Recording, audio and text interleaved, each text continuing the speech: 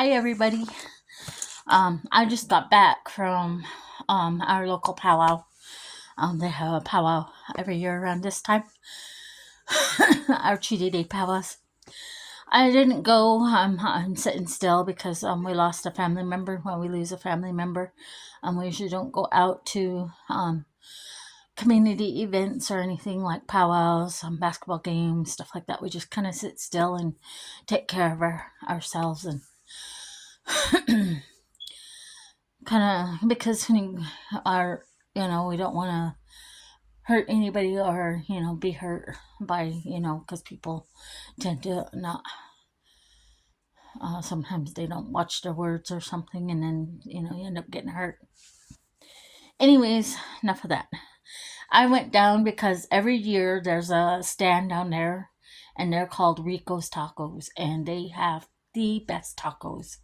And every year I go down and order them, and I'm letting them kind of cool off a little bit before I eat them.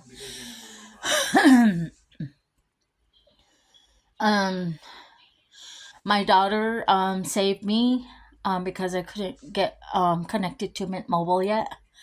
I'm gonna have to figure out how to do that so that way I can, take care of myself. But she put me on her plan for the time being. I used my old phone from the last time before I got the other phone that I got with US Cellular.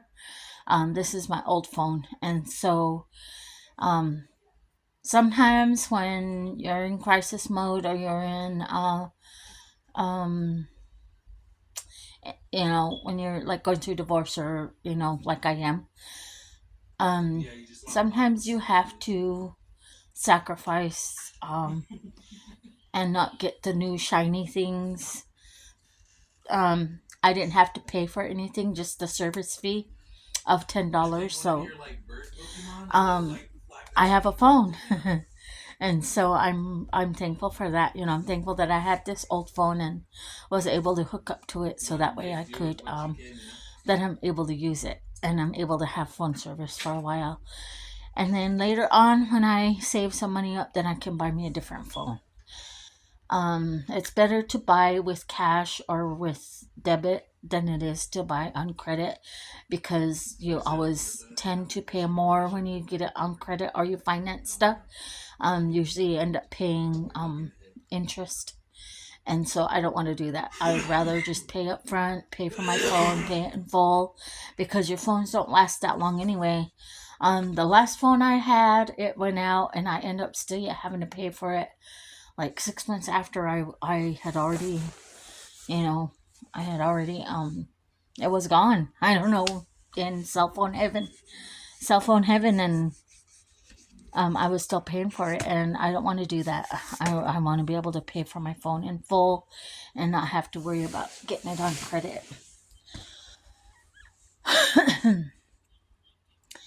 And so now that's taken care of. I got my phone, and then my husband said that, or my soon to be ex-husband, they should have a word. You have fiance for when you're married.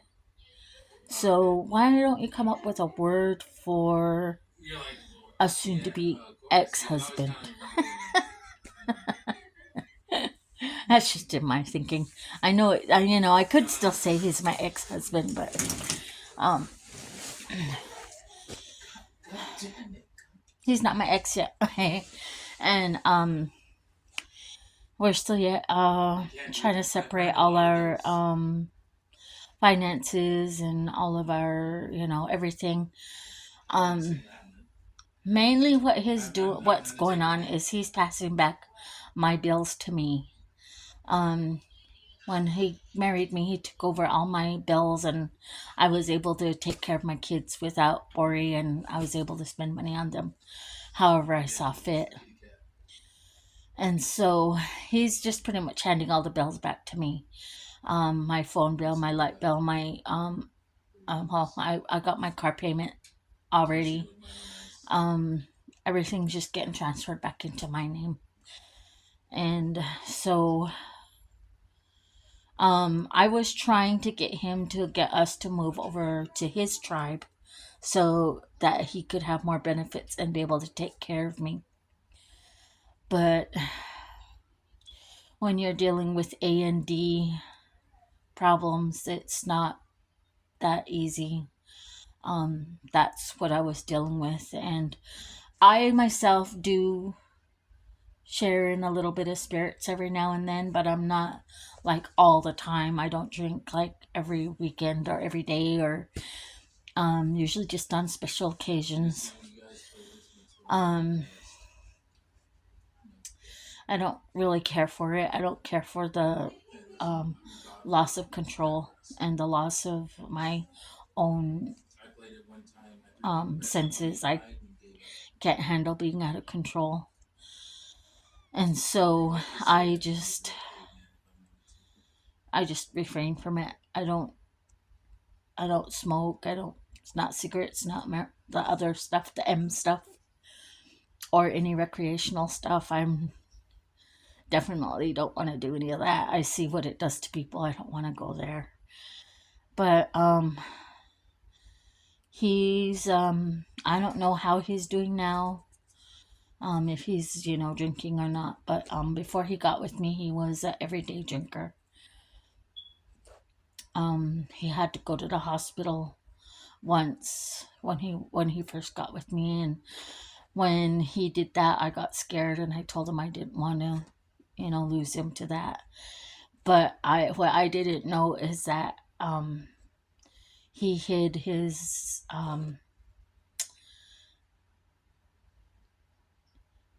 METH. I don't want to say it. I don't know what I could say on here. He hid that from me, and and the only reason he hid it from me was because some of my other family members are recreational users, and they would come and do their stuff, and then he would leave his stuff, the stuff that he used to, his tools, he would leave them laying around the house, and I'd be like, where did this come from? And I'd be getting upset, and he'd be like, I don't know, so and so was here and they were blah blah blah. So he would pass it on to them, and of course they did they did it too. So, and then I'd be getting mad at them, don't be bringing that stuff around the house, blah blah blah blah. Finally they got tired of being the scapegoats and said, talk to your husband. And I was like, what?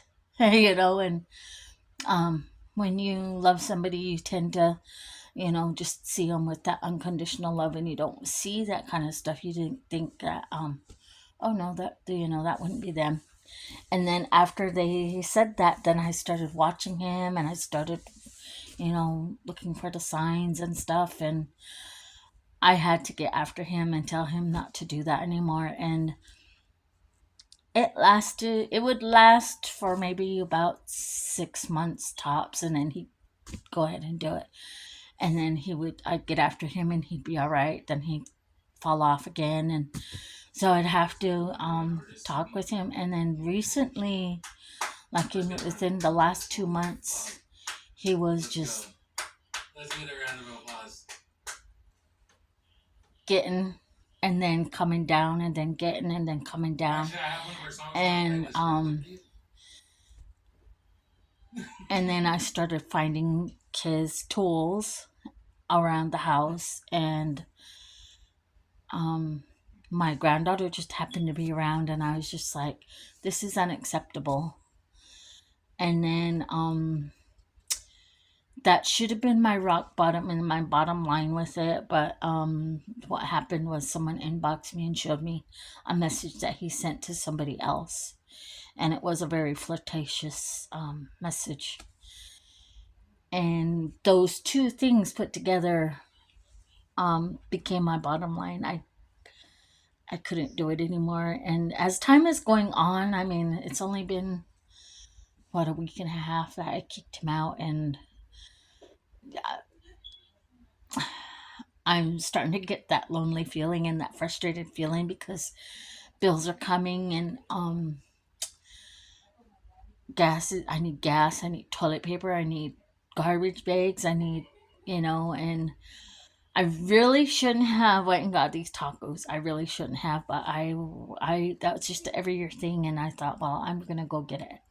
And now that they're sitting here, I'm just kind of like, I shouldn't have got them because I still have to go to work this week, and it's out of town, and I have to have gas money and food money, and all of that stuff. But I just had to get the tacos.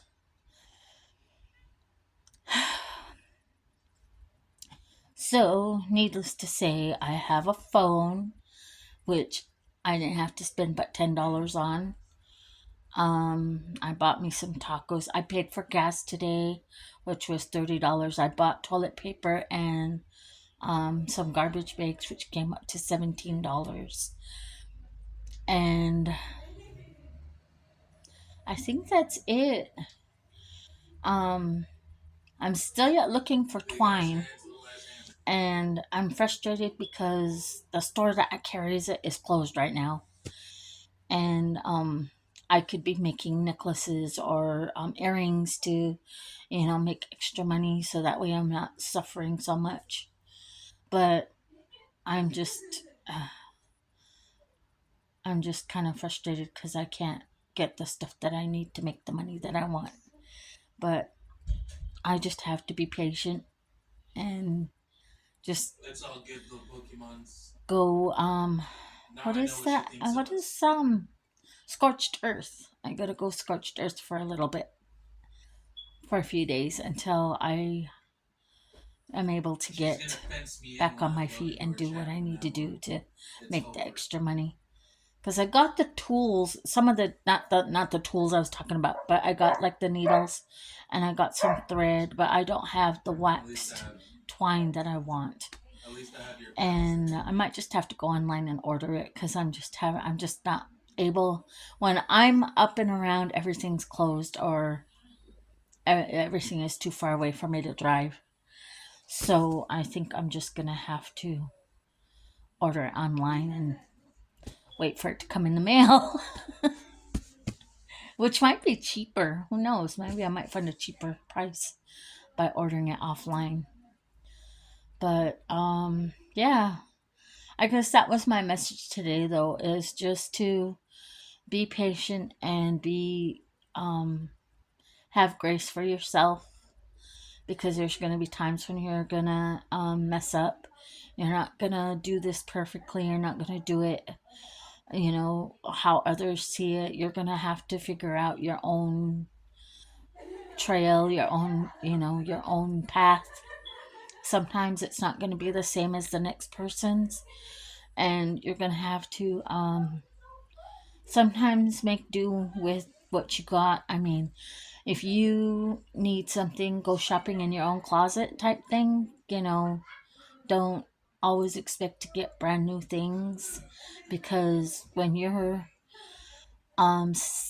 going from being a married person to a single person, um some of the things you're really going to have to cut in half. You're going to have to go without the extras that usually people are used to. And so you kind of have to, like I said, have grace for yourself and keep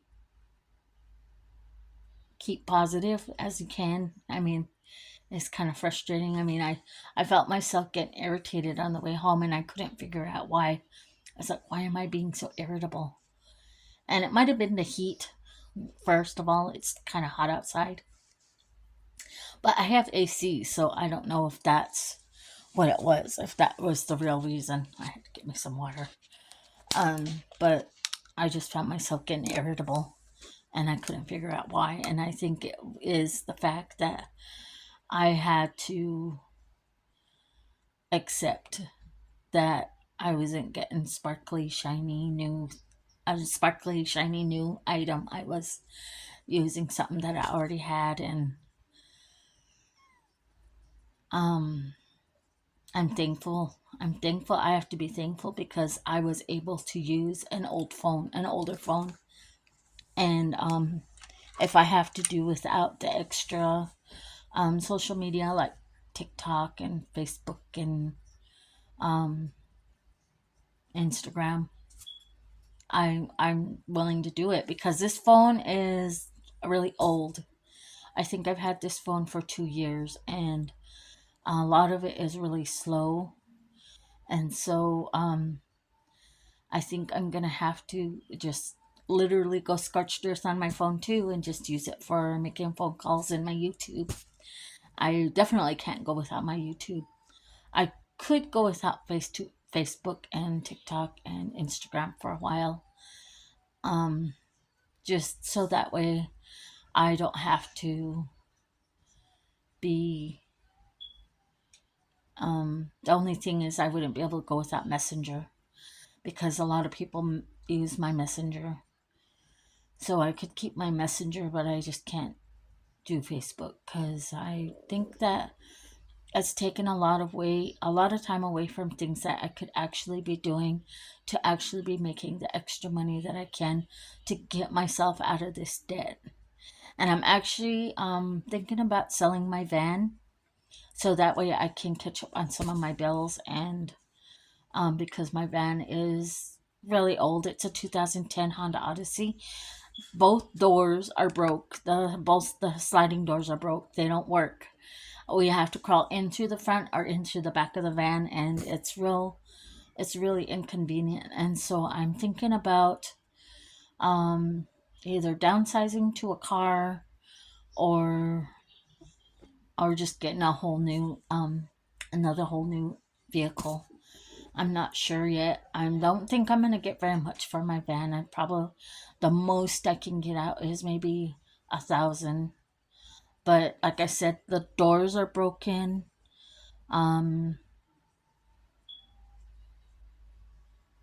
the windows work, the lights work, everything else works. It's just those two doors that are broken, and that's probably gonna take the monetary value way down because they don't work. But everything, the motor, the transmission, the everything, I just changed the belts. Everything's good on there. I just those two doors is what's gonna cause it to not be sold as much as I can sell it for. And the people I talked to try and fix it, they took my VIN number and haven't got back to me since. And to me, that's bad customer service. So I'm gonna have to find somewhere else to look for service because um and I'm not one of those people that think I try not to think bad about anybody, but it's a husband and wife duo, and I think that husband and wife duo sometimes can hurt business because it doesn't seem like the wife wants to um serve me because I'm a woman. And so I had my husband go in to try and work, and they were gonna, and then I happened to show up that next time during the visit, and it stopped everything. And so I was like, I told my husband I can't go over there because of the wife. And I said, and I know how these certain women, you just know those certain women, they won't they just have really bad insecurities. And so I probably gonna have to find a different